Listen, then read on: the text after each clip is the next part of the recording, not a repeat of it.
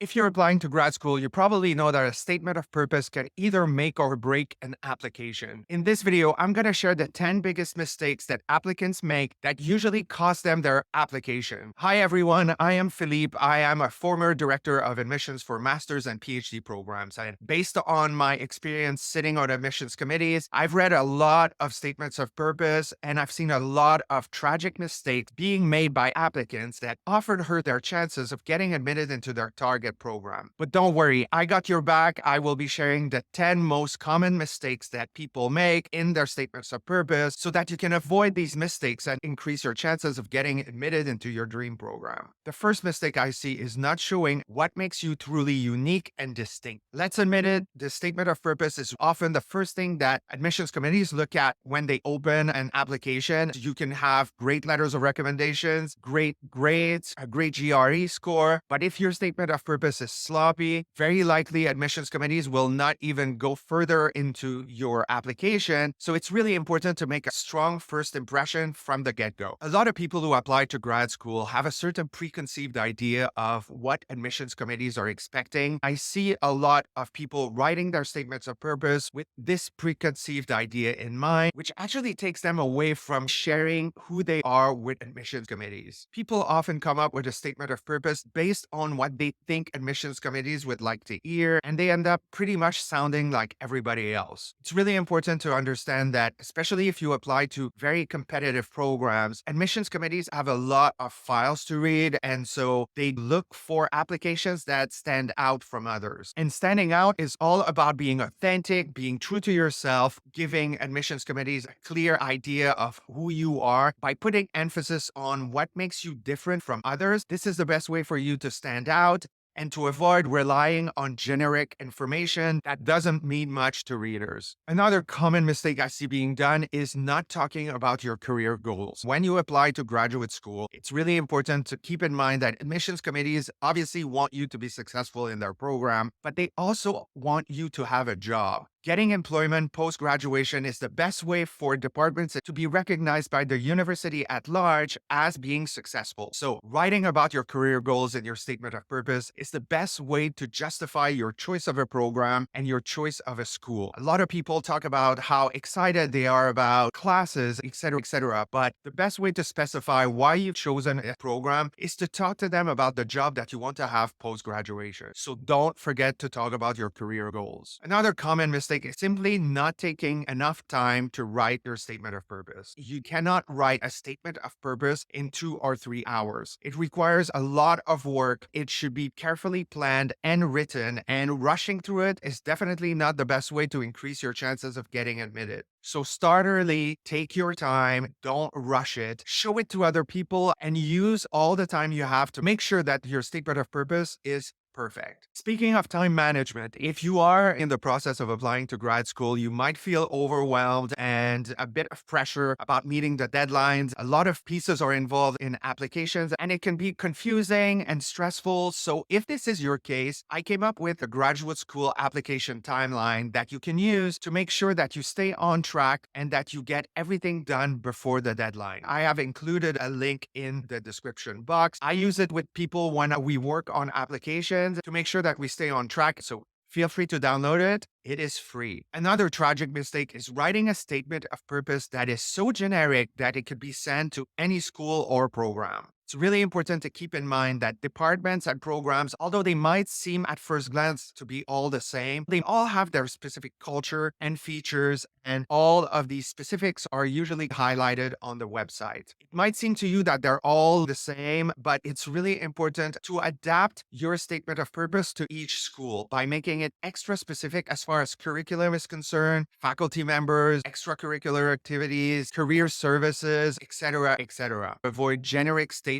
about how great the faculty is, how great the research is. You want to name people, aspects of the programs that you're interested in to make it extra specific. Do not send a template statement of purpose to different programs. Each statement of purpose should be tailored for each school. Another obvious mistake that I've seen happen time and time again is not respecting the number of words fixed by the program. So it's important to follow the directions that you can find on websites. Programs tend to vary. Sometimes they give you a fixed amount of number of words. And obviously, it should be important for your statement of purpose to fit within this limit. If there are no limits to your statement of purpose, I usually suggest keeping it around 1,000 words. In my opinion, 1,000 words is sufficient for you to explain why you're applying to this program, your research interest, how you intend to collaborate on campus, etc., etc. Anything longer than that might veer on rambling, and it's important to keep things concise. Keep in mind that admissions committees have a lot of applications to read.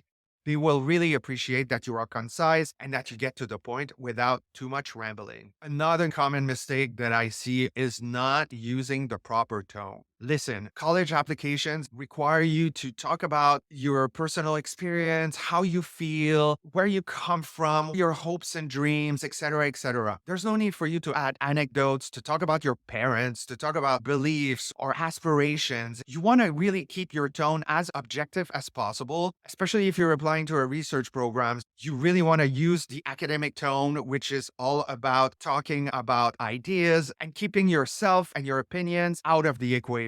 There's no need to talk in the first person too much in your statement of purpose. I usually tell applicants to just use a tone that is scientific, and this is the best way to make an impression on admissions committees. Remember, you're talking to professors, you're talking to researchers, and they really are not necessarily that interested in your personal life. So keep it all about business. Next mistake, using jargon or terms that are too technical and that might not be understood by the entire admissions committee. If you're applying to a research focused program, your admissions committee will include people coming from different fields. A lot of people want to impress admissions committees by using terms that are extra specific to existing research, and that's usually a huge mistake to make because you might alienate readers who are not familiar with the topic or the research project that you're presenting to the admissions committee. Avoid jargon or technical terms when you talk about your interest or your target topic to make sure that everybody understands what you're talking about. If you're applying to a PhD program, it's important to keep in mind that the best way to impress admissions committees is to show them that you're able to talk about something that might be super complicated in simple terms. So avoid using big words that might just annoy admissions committees. Probably one of the most common mistake that I see when I read statements of purpose is people wasting a lot of space and a lot of time writing about things that could already be found in their resume. It's important to understand that the statement of purpose should complement your resume. So it's pointless for you to repeat everything you've done in the past to your reader. Remember, you only have 1,000 words to tell admissions committees why you're going for this specific degree, why you chose this particular program, how you intend to collaborate,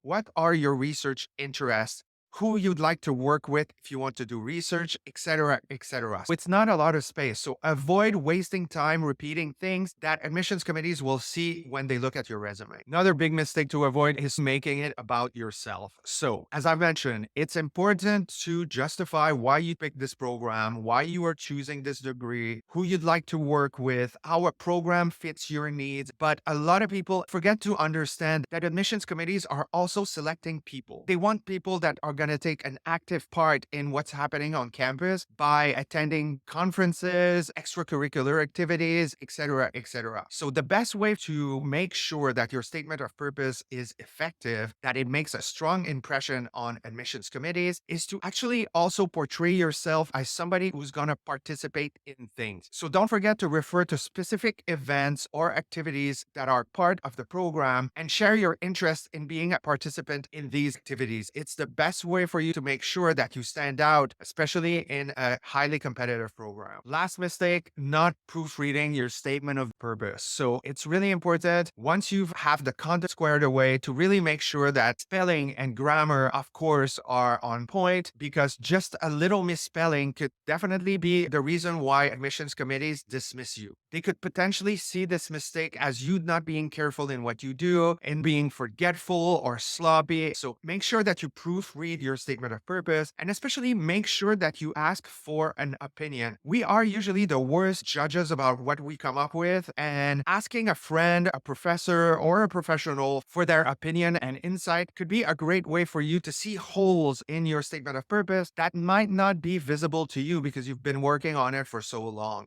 So that's it, folks. Here are the 10 biggest mistakes that I have seen over 15 years of reading statements of purpose. As you can see, these mistakes can easily be avoidable. And it's really important before sending your application that you make sure that you don't commit any of these mistakes. I hope this video was helpful by providing you with tips and tricks to tweak your statement of purpose to really make sure that you get admitted into your dream program. So now that you've learned how to write your statement of purpose, I have an entire video dedicated to things to look for when selecting graduate programs to make sure that you are selecting the right program for you. So thanks for watching. I hope you enjoyed my video. Don't forget to subscribe and I will see you in the next video. Bye.